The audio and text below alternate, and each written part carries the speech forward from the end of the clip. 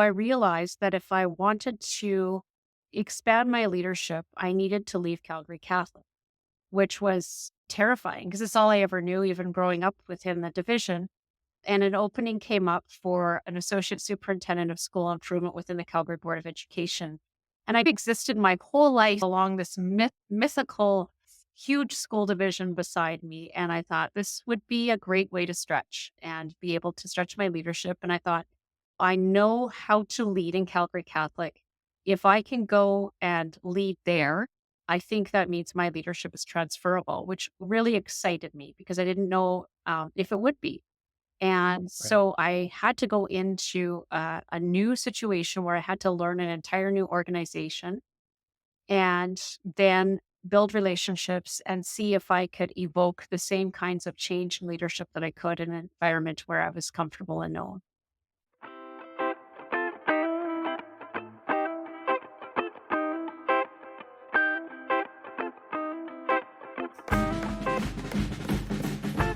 Welcome back to the podcast. I took a little break over the summer and I'm back. I don't know if I'm calling this season 3 or just session 3. I don't know what it's called because it's really probably season 3 starts in 2025, but excited to get back on the podcasting train. I've got a number of wonderful guests lined up. So excited to share with you some new folks. And I've had a lot of good feedback from people who have mentioned that they listen to the show and they enjoy it. So I'm very committed to continue on and excited that today, first one back, is going to be Dr. Andrea Holowka of Christ the Redeemer School Division in Southern Alberta.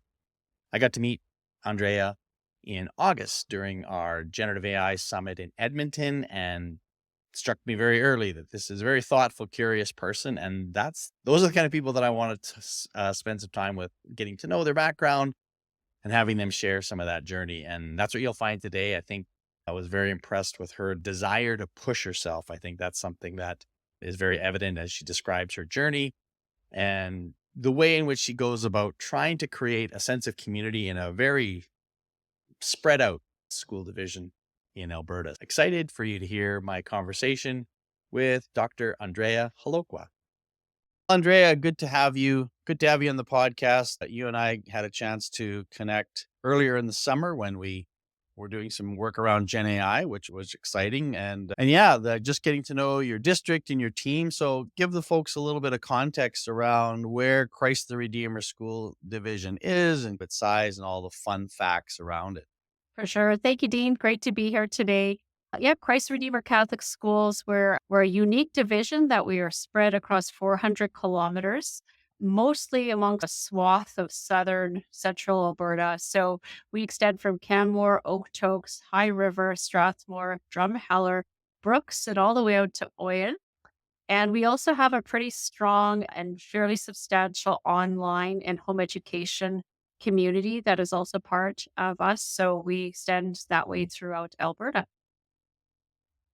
So one of the things that strikes me, so on the one hand, it's all relative, but let me just say smallish to school division relative to a lot. And so there would seem to be a greater opportunity to really develop community and relationships and so forth. And yet you have this physical distance, which creates this added challenge. So talk a little bit about what are the ways in which you combat that to help the folks out in Oyen or Brooks not feel like they're way out there, but they're still part of the school division at large.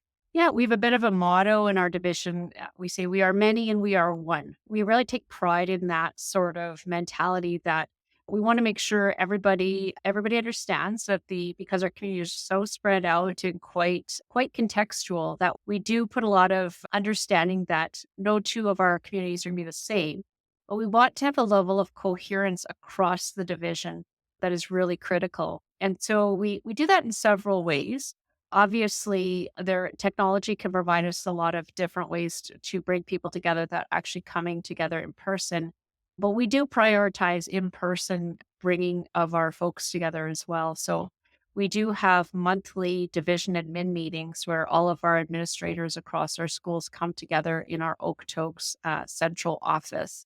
And then we're able to really engage with these leaders and make sure that we have that two-way communication where we're sharing the direction of the division And we're letting them take that in, contextualize it and how that would work within their communities, and then also share back with us some of the pieces about how that would land and help shape it further through that engagement.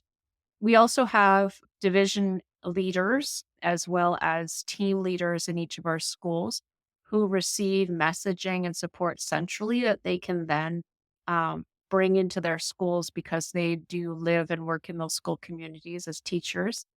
And then we are on the road, those of us that work centrally. So we travel quite a bit. I'd say almost every week I'm in at least one of our school communities, oftentimes several. So after we're done today, I've got another meeting, then I'm on the road to Oyen to go visit our school out there all day. So we really need to have that visible presence as senior leaders within our school so they know that they're cared for and that they're part of the larger community. Well, I appreciate that. I so one of the a book that I grabbed over the was probably during COVID was called The Art of Gathering by Priya Parker. And there's so much of that resonates with me around prioritizing that sort of physical time together. And as much as we all have gotten more adept at using remote and digital tools, which is amazing and allows us, you and I, to do this without having to do the travel and so forth, I think it makes us more aware, I hope, and sounds like that's what's happening for you, that those gatherings are like they're sacred in a way. And that if people are investing time and money to come together, especially in your situation, that we want to make those gatherings really important and take advantage of people in a room together. Again, I think you and I sharing that experience that we had a couple weeks ago, really important to be in a room together and hear from your colleagues and allow people to feel that presence, if you will, of other people. And the other thing that I think is important about what you said is, and that challenge is, how do you have this sort of, we are one around these ideas, but you as an individual school with your varying culture and context and community gets to have some autonomy around those things. And that is, to me, that's essentially the art of being a school division leader, is how do you create that sense of, it's not just everybody on their own doing their own thing and hoping it is good, but that you strike a vision and yet you allow people to own that in a way too. So I don't know, maybe I'm just curious to maybe go down this path a little bit further. Can you talk maybe specifically about how, I don't know if you don't have to use Orion or Brooks particularly, but they just seem to be potentially the ones that would have the most challenges in that sense. How are they forging their own way under the umbrella of the division's lead? I don't know if there's an example or something that comes to mind that strikes you that says, "Oh, here's an example of how that works." Yeah, I can give you an example. Something I also didn't mention when you asked before was we do take opportunities to bring our staff all together, our teachers all together. And it's an investment. Like it's an investment of resources and time, both on our part and theirs to come together. We just had our opening mass and PD day on Monday. So we facilitate everybody coming into Okotoks. And we do it in Okotoks because that's where the lion's share of our staff are. So it's the least disruptive to operations. So we bring them all together. We celebrate Mass together, and we are a communal faith. So that's really important that they see we're all one. But then we have the opportunity to address them. And that's my opportunity as a superintendent and members of my team to share information with them about the vision of the division and where we're going, how we're investing in that, and how we want them to be bringing that alive right down to the level of students. And I'm always very clear to say, this is my job to find that vision for the school division. But it's you have the agency in front of students. I don't have that agency. So I'm really relying on your principal, your administrators, and you to work on how you bring that to life in your schools and how that makes sense. And likewise, I want to hear back about how that's being implemented so I can understand if I need to shape my vision based on your participation. A place like Brooks is a really unique example because Brooks is a community. So it's a couple hours away from Okotoks, but it's a unique community that it's our highest level of English as an additional language learners. So there's tremendous immigration into the community.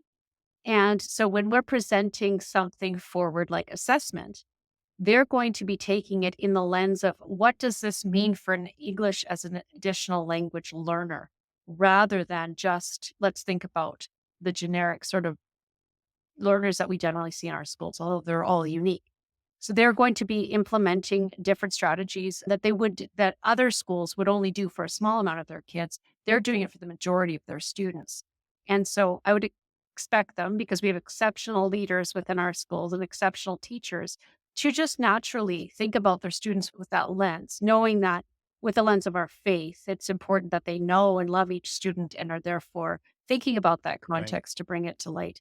And so they would say, okay, this fits with your vision of, let's say, assessment, fits within how we are undergoing our ELL pullout program to teach English. And so I'm going to take what you're bringing and make it work within the context of what we're already presenting. And then when I go up and have conversations with them, they're going to present that back to me. And then the sort of the tying up of all of this is always has to be of the evidence part. So it's all great if we're talking about our strategies, but can you show me the evidence?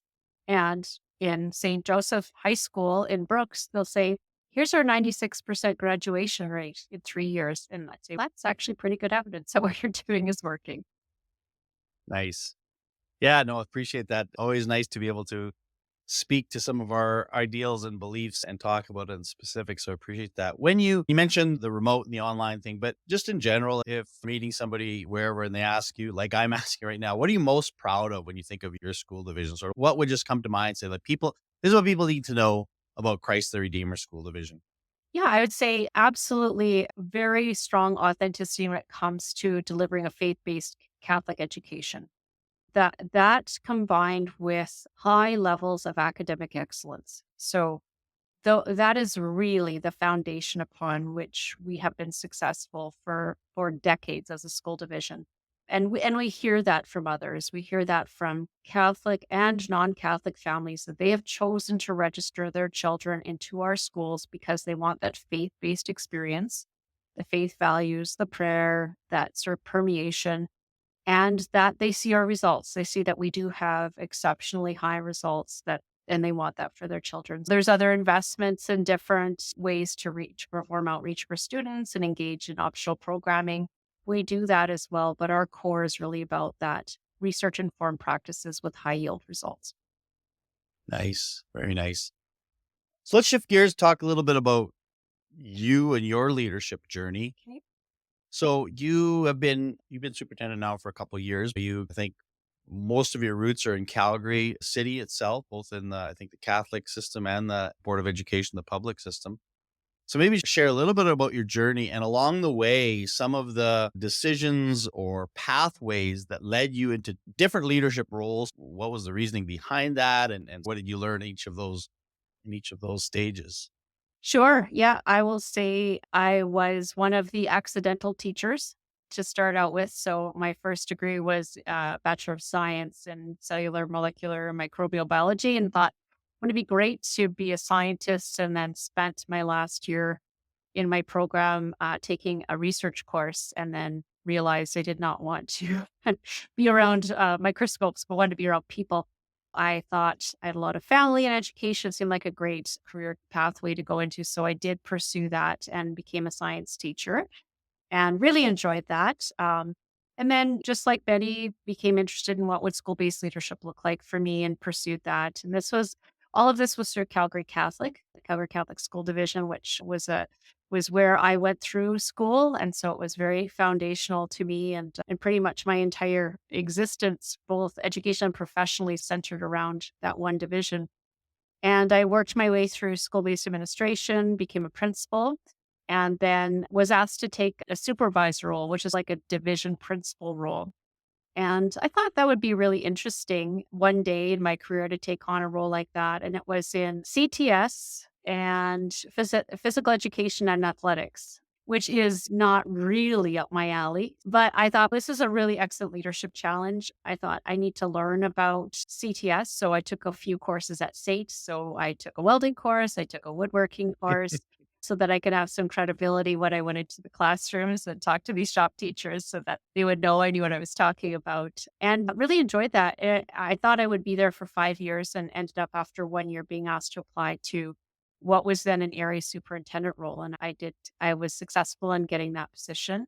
and became what would be an associate superintendent with the Calgary Catholic, and eventually moved into various roles of superintendency there, where I oversaw instructional services, Catholicity, and then eventually human resources as well. But after 26 years in Calgary Catholic, I realized that although I had a phenomenal experience there and had many connections and friends, that I was getting a little bit comfortable. And so I realized that if I wanted to expand my leadership, I needed to leave Calgary Catholic, which was terrifying because it's all I ever knew, even growing up within the division. And an opening came up for an associate superintendent of school improvement within the Calgary Board of Education. And I've existed my whole life along this mythical, huge school division beside me. And I thought this would be a great way to stretch and be able to stretch my leadership. And I thought, I know how to lead in Calgary Catholic. If I can go and lead there, I think that means my leadership is transferable, which really excited me because I didn't know if it would be. And Right. so I had to go into a new situation where I had to learn an entire new organization and then build relationships and see if I could evoke the same kinds of change and leadership that I could in an environment where I was comfortable and known. And it was taxing. There's a lot of cognitive overload in those first few days trying to learn while still building relationships. But I was really pleased to see that my leadership was transferable and that I learned a lot about how to lead and accept how different organizations work. And that there isn't just one pathway to student success, but there are a lot of different ways to approach leadership. And really enjoyed, I was there for 2 years and really enjoyed my time there. But then the chief superintendent position at Christ the Redeemer Catholic Schools opened up. And Yeah. I had always admired their authentic Catholic presence and their academic rigor. And so, after doing some discernment, some reflection, and digging into the division on my own and by speaking to people, I realized that this would be something that is highly aligned with who I am as a leader and as a person. And so I took the leap to put my name forward and was so grateful to be accepted into the role. And once again, getting into the same situation of having to build relationships, understand another division, but now going into a new role I hadn't been in before, and therefore being able to see if I'd be accepted to be able to create change. And yeah, I just feel very grateful for this opportunity, but I think I would hope that they see that I am making positive changes in an already highly successful division. Yeah, and that's interesting. A couple things like that. I'm privileged. A lot of the districts and school divisions I work with are already excelling. They're doing well, and so there is that could be a tendency for people to be, somewhat complacent. They wouldn't probably say that, but at the same time, don't mess with it. Like things are going well, and yet I think any forward-thinking education saying like that might be the case, but we're also working inside an institution that is inherently behind the times in many ways, and we're working very diligently, those of us in that with that mindset that we have to change the way education is, even though in the existence of the success that you have, whether it's the graduation rates or testing or whatever that might be. I think that's an underrated challenge that people face, right? Like, how do you maintain that success and yet evoke the change that needs to be changed? I wonder, when you mentioned the shift from your 26 years with Calgary Catholic transferring over to Calgary Board of Education, and even now, you can't help but in your mind make the comparisons of how this is different. What's different between that organization and this organization? And I think you reference the fact that, first of all, Calgary Board of Education it's a massive school division, so the size is certainly a factor. But what else would you think of when you, as you're perceiving that change and trying to navigate that in your own role? What other kind of organizational change did you notice? And this is not about making a judgment whether it's good or bad. It's just different, and recognizing that, oh, this is the way I'm used to thinking and navigating, but I have to do it differently now because this is a different organization and they have different ways of doing things. Yeah, I mean, some of it is very operational, and some of it is philosophical, and some of it's cultural. I think what you're hit with really early on is just the structural changes. And you're used to meetings, groups of people, procedures, ways of communicating being different, being one way. And then you come into a different organization, you see it being done another way. And that seems so obvious. But if it's all you ever knew was to have meetings or communicate in a certain way, coming into it a different way, it does seem really foreign. But then you see there are different ways to do these things. So I think going between Calgary Catholic and Calgary Board of Education, and then moving to Christ the Redeemer, it really gave me the opportunity to say, I've lived it in a bunch of different ways. And here's what I think might be value added to the way you're doing things over here. And then the philosophical component of it really is about every school division, yeah, probably in the world, but certainly in this province, would say we're here to really help students be successful. Everybody's philosophy is inherently the Right. same. Everyone's doing really good work. You walk into classrooms across Alberta, generally you're going to see excellent teaching with superb classroom management and care for students. But philosophically, how you see it and how you go about it can be quite different. One of the most obvious differences would be both in Calgary Catholic and in Christ Redeemer, it's through the lens of faith, right? Whereas that in Calgary Board of Education, the care for students is so prominent, but it's based on human values, humanistic values, rather than within faith-based values. And so it's true that you see a lot of differences in diversity of the students and the way that the approaches are with supporting them. And then culturally, like every organization has a different culture.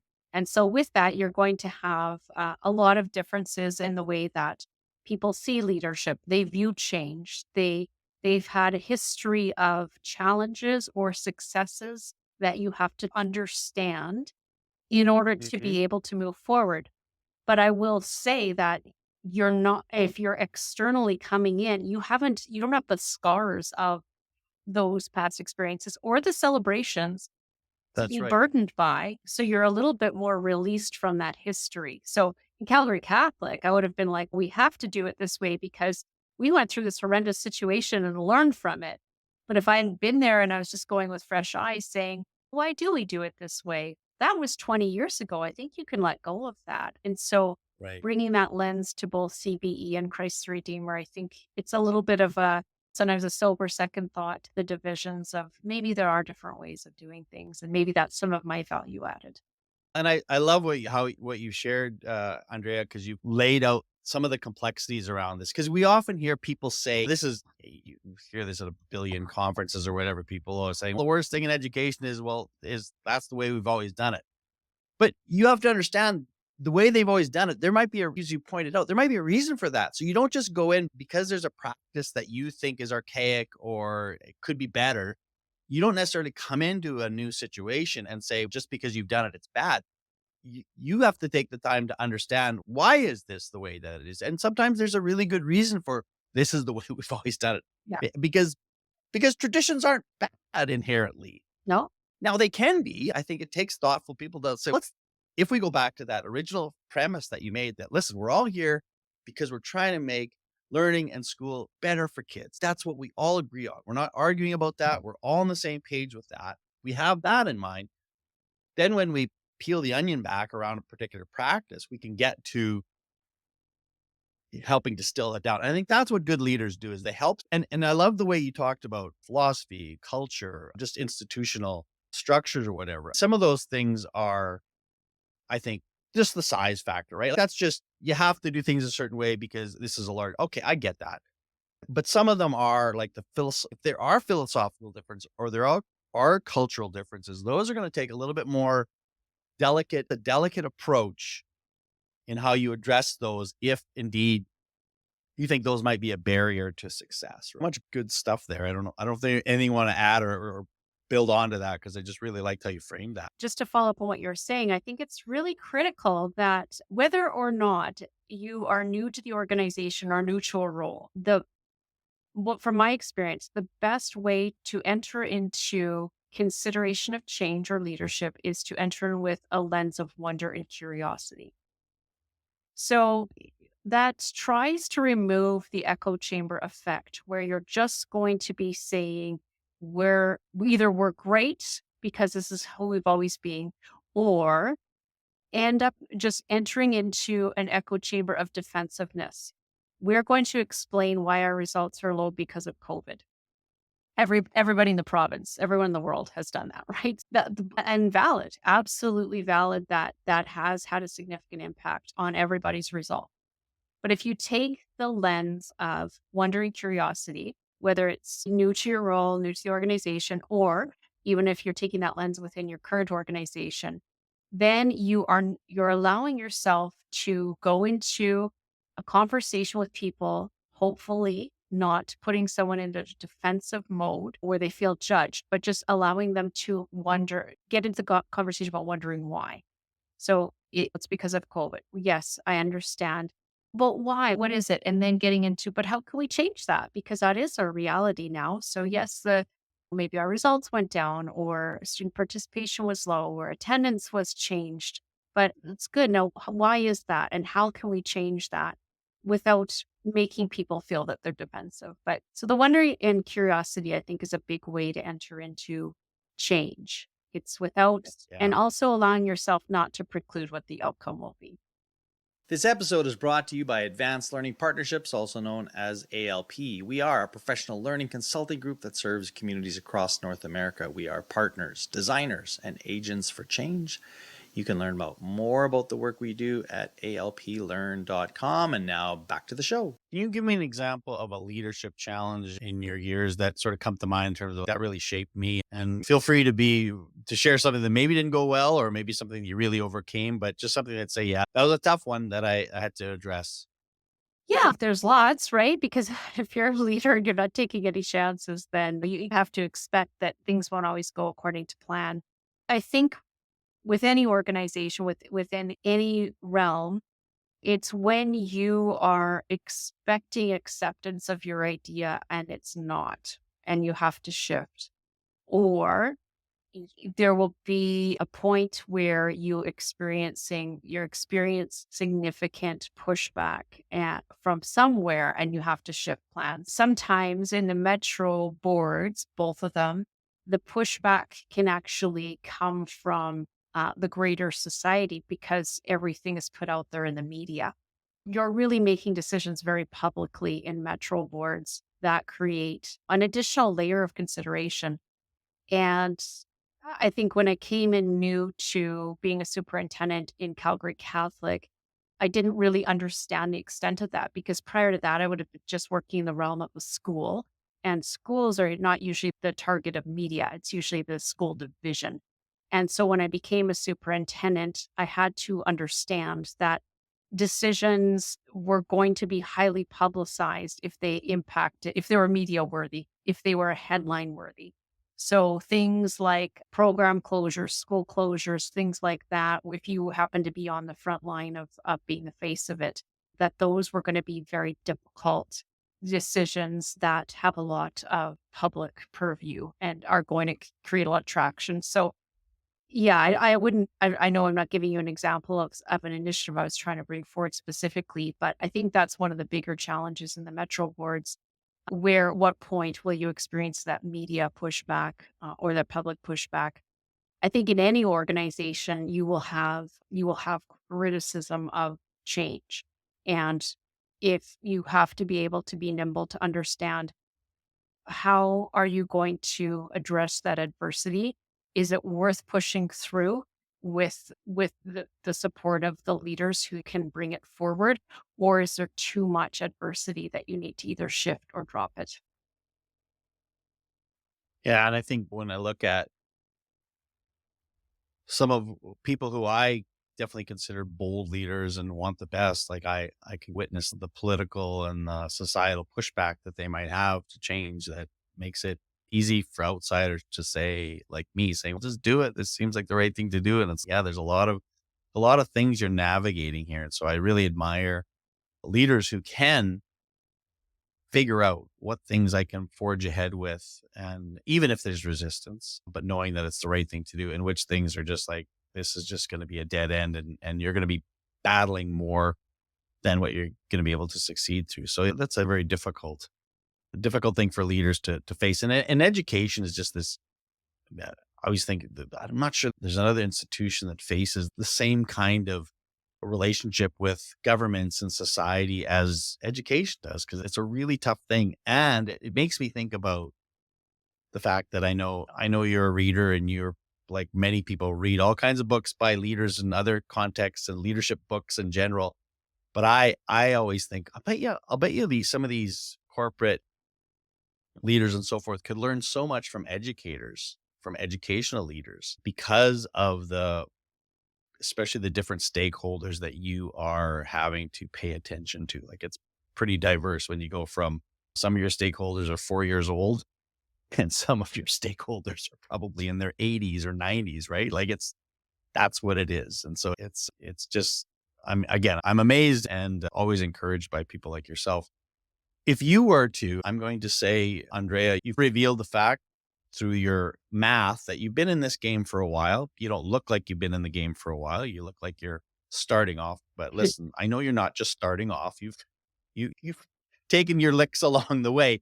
But if you're thinking about, and I think whether it's young women in particular, but just young people in general who are thinking, I think I'd like your job one day. I think what you do, which again, if people say that, that's a testament to you and the fact that you look like you're enjoying your work and having a good time doing it, which I think you should. But if I'm that young person asking you for advice, what would you say to them in terms of, I want to be a leader someday? I want to maybe lead a school division. What would you say to them?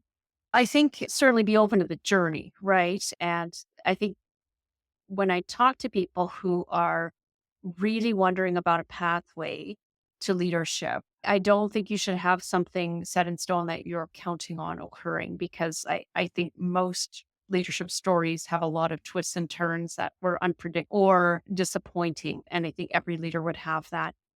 Um, but I always say to people, bloom where you're planted. Like, the best way I learned how to be a leader was when I took on leadership tasks as a teacher. I worked with my administrators once I knew that I wanted to become an administrator one day. And probably even far before that, just being naturally inclined towards leadership, saying, can I take on this task? Can I organize this? Can I sit on this committee?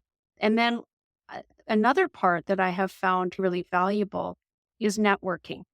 Again, really trying to avoid the echo chamber effect, or even the being quite isolated and insulated. That can happen a lot in education, because our teachers, when you're a teacher, you are in your classroom. And if you're lucky, you can interact with your colleagues at lunch, maybe if you're not busy with students then. But to seek out opportunities for people that work in different schools, different divisions, even different sectors. As I moved up in leadership and became more involved in different external organizations of leadership, and I was able to network with different leaders. And a lot of them are superintendents across the province, but some of them are just leaders within different organizations, nonprofit organizations, corporate organizations, and having the ability to sit down and have a conversation with them, or develop a critical friendship where you are speaking to them in confidence as either a critical partner or a mentor, then you can get a great deal of heavy lifting of your thinking done with people you can't, that you work with, because they have different perspectives, they have different jobs. And frankly, they don't have the burden of being associated with you in your work. So they can give you pretty, I'd say, agnostic advice that will really suit you to just be set up for success in leadership. I love that. And I feel like I've taken both of those in my own journey, like that networking thing. I'll say that every time I brag about, that's my biggest asset. I just know a lot of really smart people who have taught me. And I like the idea of that, of them being in different circles, and because I like going, wow, that's interesting. I would, whether it's people in different fields or different just demographics, that I go, yeah, that's a perspective I don't have. And I love that you have that. So that's a really big thing. And then I remember, and then when you said that being leaders where you are and starting that way, I'll never forget. I was a classroom teacher and I was similar. Like, I was on various committees and whatnot. And I remember I don't even remember what the committee was, but I remember meeting for the first time and there was some task or job that came up. And one of my friends who was on the committee made the phrase, and I use this every once in a while, just almost facetiously. He says, I feel comfortable with Dean leading this. And that was one of those sort of subtle ways of saying, I don't want to do the job, but he should. But it came across as a compliment. So I was like, oh, wow, that's awesome. But then I realized, oh, crap, now I have to do the work that That's this right. guy laid on me. So I love that. I sometimes use that phrase. I feel comfortable with Andrea taking this on, so hoping that you would first bite on the compliment, not realizing that I'm actually telling you to or asking you to do Yeah, some it's a work. So manipulation of sorts. Yeah, I know. little bit. But I was young and naive and I was glowing in the flattery that I don't even know if it was supposed to be that way, but I took it that way. That's right. It's like when you walk in the meeting and you're the one holding the pen and suddenly you're the note taker and the like, "Oh, Yes, boy." that's right. So Yeah, yeah, yeah. good for you. So here's a question I love asking people, and I also know that people hate me asking the question because it puts them on a spot. But I'm asking you to do it. So I want you to name a person in education that you're grateful for. Again, could be coworker, a mentor along the way, and maybe an unsung hero, somebody that maybe people might not think of, but means a lot to you. So give me one person that you're grateful for. Yeah, I would say Gary Struther. He was my superintendent who hired me on as a associate superintendent in Calgary Catholic and authentically wonderful man who I think his strengths in leadership and I learned a lot from him on being highly collaborative and letting other people shine, yet being still the presence of the leader and providing vision for the organization. So I count myself very lucky to have been working alongside and mentored by him for many years in Calgary Catholic. I'm a Gary Strother Oh, fan. yay! Yeah, no, I got to know Gary quite a bit during his time as superintendent. We actually even played a round of golf together No. at one point, and so we not only just share that, but again, I love that you said that. Just always felt like he was modeled that curiosity and wonder, if you will. And then I knew he always was pointing to his team as like, you should talk to her, should talk to him. It's awesome. So what my hope is, Gary, that you're somehow going to listen to this and hear the shout out for yourself. So this is wonderful. And that's awesome. I'm glad because I was going to mention when you said that, I like, oh, that I knew Gary, but I didn't know it. Didn't want to put that one out there. So I'm glad that you called that out. All right. As we wind down our time together, this has been great. These are some more kind of fun, get to know you questions. You can answer this in one of two ways, but usually when I ask you what you're reading or listening to, I'm usually not necessarily, but it could be. But I'm getting at more sort of the professional side of Mhm. things that have resonate with you, either from a might be a podcast listener, a book reader, whatever. So anything that is on your bookshelf right now or a side table. I can't quote a book because what I'm trying to do is curate articles. So I'm trying to take it from an academic journal type of perspective on applications of artificial intelligence in our schools. So because there are so many books that are emerging about that, I really wanted to see if I could find specific sort of research informed studies on it. So that's what I'm doing right now is Okay. trying to dive into that world while I am, as we've talked about, trying to become a practitioner of AI as well and dipping my toe into that world as a professional who is using AI. And I would say to that, that's awesome. I'm going to do that. And as I think you probably heard me mention a couple weeks ago, my only challenge is I go down these doomsday paths of how is going to end, which those rabbit holes exist. So just be careful as you navigate those. Like, it's not that you don't want to, you obviously have to address, as we say, the risks, but I think you're focusing on, so what are the good things you need to be doing with this in order to make a difference for kids, which is, I love that approach as well. What about when you're not trying to be so smart and do all that other stuff, when you just, it's like, okay, time for the brain to shut down. Do you have any kind of little guilty pleasures or things you like to watch or consume that, and maybe it's reading, but maybe it's, I'm thinking more in the viewing category that's just for fun. Yep, I try really hard to find things I can watch with my family because I spend so much time at work. So it would be very selfish for Yeah. me to go home and just watch things. My guilty pleasure watching with my husband is Survivor. And my guilty pleasure watching with my two daughters who are almost 18 and 20. We just finished watching A Good Girl's Guide to Murder on Netflix. Okay. I've heard that one. Yeah, Good. yeah. Really Nice. fun Nice. to Yeah. watch with a couple of young ladies. Yeah. Nice. Yeah. My wife's the big Survivor fan in our house. And so I don't she brings me along. So it's one that I'll watch with her. And, when I was traveling so much, there was a time where it just like I can't keep up, and I was away for so much. But now even if I'm traveling, she saves them up. So we got two survivors to Yeah. watch. So Yeah. we watch survivors. You So can't watch them on each nice. other. It's like cheating on each other. So, yeah. That's right. Yeah, that's right. What? You watch that? Yeah. Why- So sometimes she'll text me if I'm on the road, just saying, just so you know, I'm watching Survivor tonight. So if you find it on our recording, you can pull it up. So anyway, and last question, and I don't know if you want to. So where do you actually live? I'm Or in where's your Calgary. home? You're in Yeah. Calgary. All right. You can take this from, I don't care if you take this from an Okotoks, from a Calgary, maybe one of the other little towns. But in fact, listen, fun fact, I'm actually coming to Calgary tomorrow. Oh, I'm bringing the grandkids out there. We're going to do the zoo and a few other things just for the weekend. But so if you're telling me, and maybe here's some of the lesser known places, if you're looking for something interesting to do in the area, and again, you can pick wherever you want.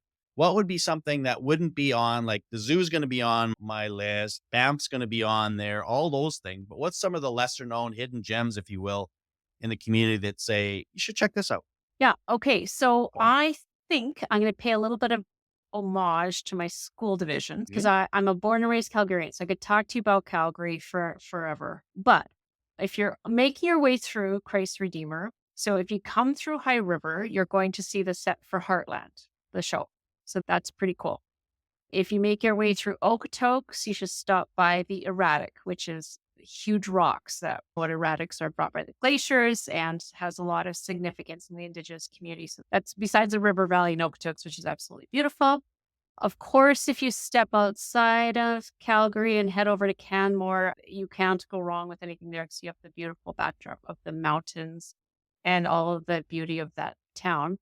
One highlight of Canmore is there is a beautiful shrine that was just built there, Our Lady of the Rockies shrine. So it's absolutely gorgeous amongst this background of the Rockies. It's a bit of a pilgrimage site. And then if you go to Drumheller, of course, you've got the Badlands, and then you've got all the dinosaur kitschiness of that community, which is so cool. Right. And then if you make your way over to Brooks, you're going to be heading into beautiful territory, which has the pronghorn antelope, which is really unique in southern Alberta. And then if you make your way over to Oyen, you are going to be going through incredibly majestic wind farms, which they have these huge windmills, they look otherworldly.